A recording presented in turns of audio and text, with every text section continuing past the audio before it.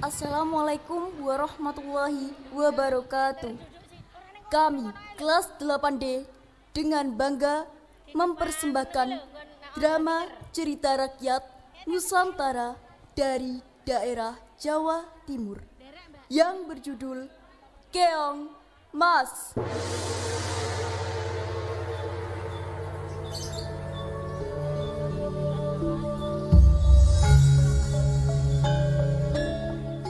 Dahulu kala, di istana kerajaan Daha, hiduplah seorang raja bersama kedua putrinya. Suatu hari, raja memanggil kedua putrinya karena mereka akan kedatangan tamu dari kerajaan Karuhipan yang bernama Raden Inu Kertapati. Putri-putriku, kemarilah. Ada apa, Ayahanda?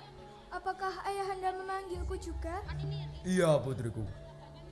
Ada pemberitahuan yang sangat penting. Besok Raden Inu Kertapati dari kerajaan Karuhipan akan datang lusa. Lalu, apa hubungannya dengan kami, Ayahanda? Ayah sudah membuat perjanjian dengan ayah dari Raden Inu bahwa ayah akan menikahkan salah satu putri ayah. Siapa di antara kami yang akan dinikahkan dengan Raden Inu, Ayah? Kami telah memutuskan bahwa Chandra Kirana yang akan dinikahkan dengan Raden Inu. Dan keputusan ini tidak bisa diganggu gugat. Maaf, Ayahanda. Galuh ingin pergi ke belakang. Terima kasih, Ayahanda. Kirana senang sekali. Sama-sama anakku. Mari kita persiapkan segala sesuatunya.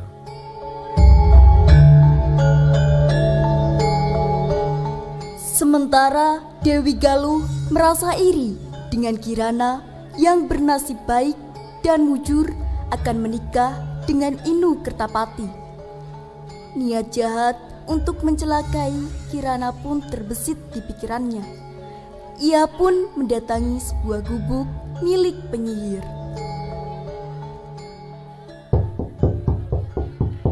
Permisi. Apa ada orang di dalam?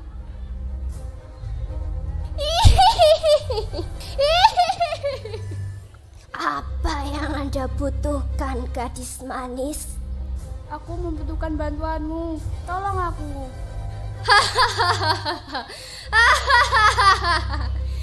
Kamu ingin aku melakukan apa?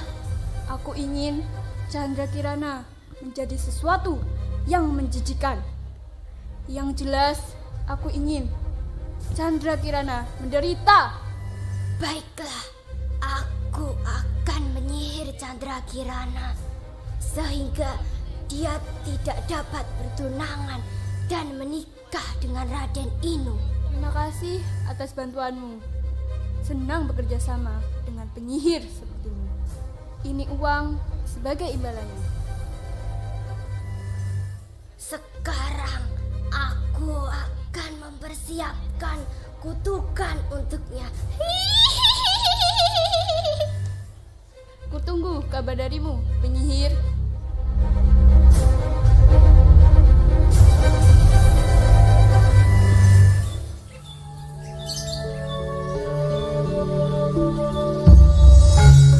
Keesokan harinya, Chandra Kirana pergi ke pasar membeli keperluan untuk menyambut kedatangan Raden Inu Kertapati besok. Sepulang dari pasar, Kirana melewati sebuah sungai. Di sungai tersebut, Kirana dihadang oleh seorang perempuan tua yang buruk rupa. Perempuan tua itu adalah nenek sihir yang diperintah oleh Galuh untuk menyihir Kirana.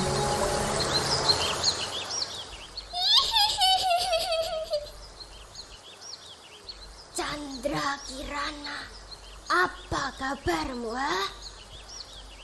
Kelihatannya kamu sangat senang hari ini. Hahaha. Siapa kamu? Diam. Aku kesini untuk menyihirmu menjadi keong. Kenapa kamu ingin menyihirku? Apa salahku? Saudaramu lah yang menyuruhku untuk menyihirmu. Galuh, tidak mungkin. Kau pasti berbohong. Sudah, jangan banyak omong. Terima saja nasibmu. Tidak!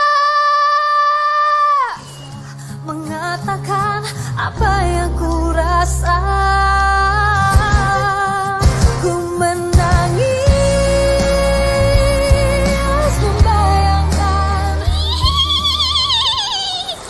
Kamu hanya akan menjadi manusia pada waktu siang hari. Tapi bila menjelang malam, kamu akan kembali menjadi keong. Kutukan ini akan berakhir bila kamu bertemu dengan Raden Inu.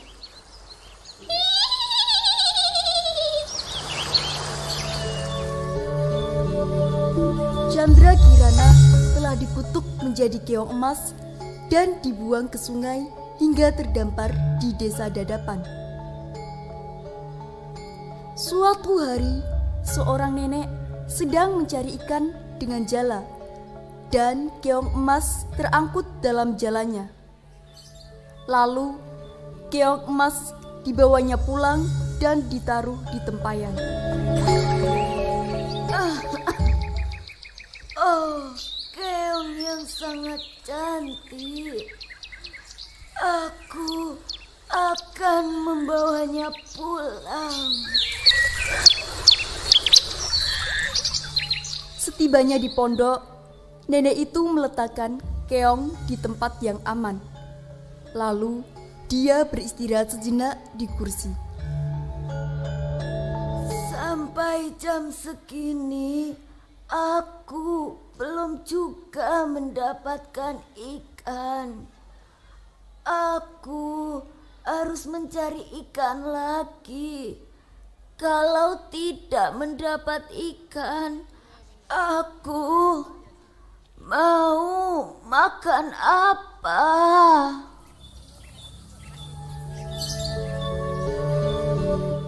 Nenek itu kembali mencari ikan di sungai. Kemudian Kirana kembali ke wujud manusianya. Loh, kenapa aku bisa di sini? Oh iya, tadi kan ada seorang nenek yang membawaku. Kasihan sekali nenek itu. Untuk makan saja, dia harus mencari ikan terlebih dahulu. Aku akan membuatkan makanan untuknya. Hingga menjelang malam, nenek itu tidak mendapat ikan seekor pun. Kemudian nenek tersebut memutuskan untuk pulang saja. Sesampainya di rumah, ia sangat kaget. Karena di meja sudah tersedia masakan yang sangat enak-enak. Si nenek bertanya-tanya pada dirinya sendiri, siapa yang mengirim masakan ini? Begitu pula hari-hari berikutnya. Si nenek menjalani kejadian serupa.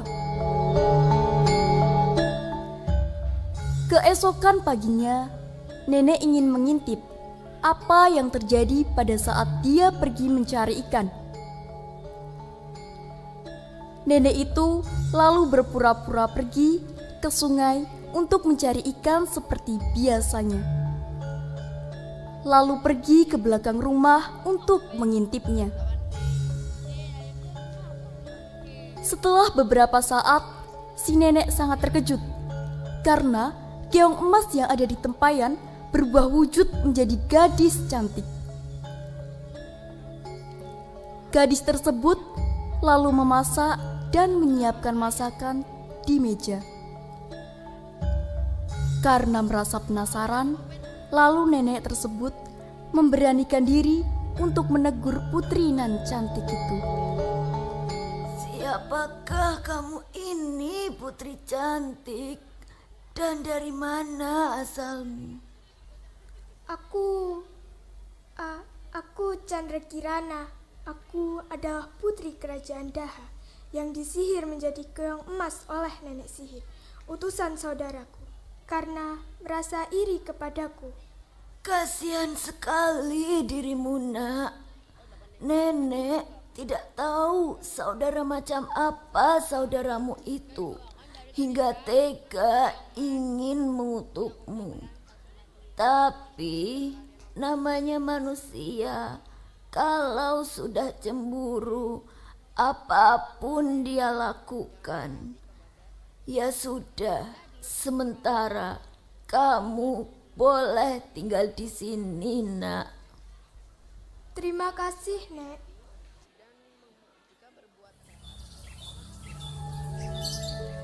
Sementara itu, Pangeran Inu Kertapati tak mau diam saja ketika tahu Chandrakirana menghilang. Ia pun mencarinya dengan cara menyamar menjadi rakyat biasa. Nenek sihir pun akhirnya tahu dan mengubah dirinya menjadi gagak untuk mencelakakan Raden Inu Kertapati. Raden Inu Kertapati kaget melihat burung gagak yang bisa berbicara dan mengetahui tujuannya. Ia menganggap burung gagak itu sakti dan menurutinya. Padahal Raden Inu diberikan arah yang salah.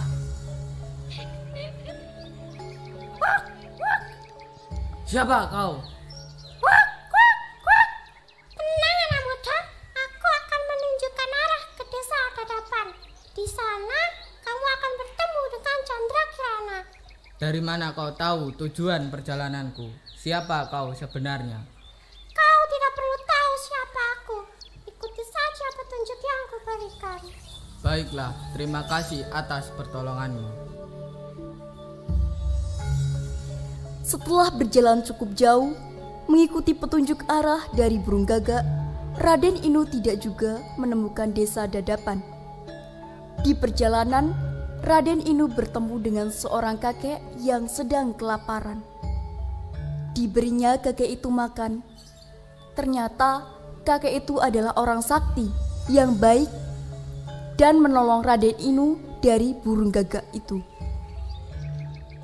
Tolonglah, nak. Sudah beberapa hari kakek tidak makan. Oh, ini kek, ada sedikit makanan. Terima kasih, anak muda. Janganlah kau mengikuti petunjuk yang diberikan burung gagak tadi. Dia sebenarnya adalah jelmaan nenek sihir. Dia memberikan arah yang salah padamu. Lalu, apa yang harus kulakukan, kek? Berjalanlah mengikuti aliran sungai ini. Di ujung sana kamu akan menemukan desa Dadapan. Terima kasih, kek. Saya akan melanjutkan perjalanan ini. Berhati-hatilah dalam perjalananmu, nak muda. Baiklah, kek. Setelah berjalan berhari-hari, sampailah Raden Inu di desa Dadapan. Ia menghampiri sebuah gubuk yang dilihatnya untuk meminta seteguk air karena perbekalannya sudah habis. Di gubuk itu, ia sangat terkejut karena dia bertemu dengan Chandrakirana. Akhirnya, sihir dari nenek sihir pun hilang karena perjumpaan itu. Ah, di sana ada pondok. Mungkin aku bisa numpang istirahat di sana untuk sementara waktu dan setidaknya aku mendapat seteguk air.